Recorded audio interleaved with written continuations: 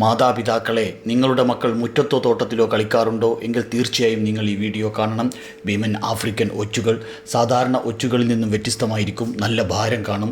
ഇഴഞ്ഞു പോകുന്ന വഴികളിൽ വഴുക്കലുള്ള ദ്രാവകം പുറന്തള്ളും. വലിയ പുറന്തോടുള്ളതും മാംസഭാഗം പൂർണ്ണമായി പുറത്തു വന്നതുമായ ഒച്ചുകൾ പുല്ലു തിന്നുന്നതും പകൽവെട്ടത്തിൽ വരുന്നതും ഞാൻ ആദ്യമായി കാണുകയാണ്. അതുതന്നെയാണ് ഈ വീഡിയോ എടുക്കുവാനുള്ള കാരണവും.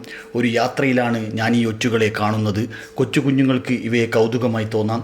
കൈകൾ കൊണ്ട് തൊടാം. ആ കൈകൾ വായിലും കണ്ണുകളിലും ശരീരത്തിൻ്റെ മറ്റു ഭാഗങ്ങളിലും സ്പർശിക്കാം. ശ്രദ്ധിക്കണം, കുഞ്ഞുങ്ങളെ ഇവയുടെ അടുത്തു പോകാൻ അനുവദിക്കരുത്. ഈ ഒച്ചുകൾ നിരവധി ആരോഗ്യ പ്രശ്നങ്ങൾ ഉണ്ടാക്കുന്നുണ്ട്. മനുഷ്യരിൽ മസ്തിഷ്ക ജ്വരം, മെനിഞ്ചറ്റിസ് എന്നും തലച്ചോറിലെ പനി എന്നും വിളിക്കും. ഈ ഒച്ചുകളെ അകറ്റി നിർത്തണം, നശിപ്പിക്കണം. വെറും കൈകൾ കൊണ്ട് ഇവയെ തൊടരുത്. ഗ്ലൗസുകൾ ഉപയോഗിക്കുക. ഉപ്പും ബ്ലീച്ചും ഉപയോഗിച്ച് ഇവയെ തുരത്താൻ കഴിയും. യാതൊരു കാരണവശാലും ഇവയെ ഭക്ഷണമാക്കാൻ ശ്രമിക്കരുത്. അപകടമാണ്. ആഫ്രിക്കൻ ഒച്ചുകൾ കാർഷിക വിളകൾ നശിപ്പിക്കുന്നു.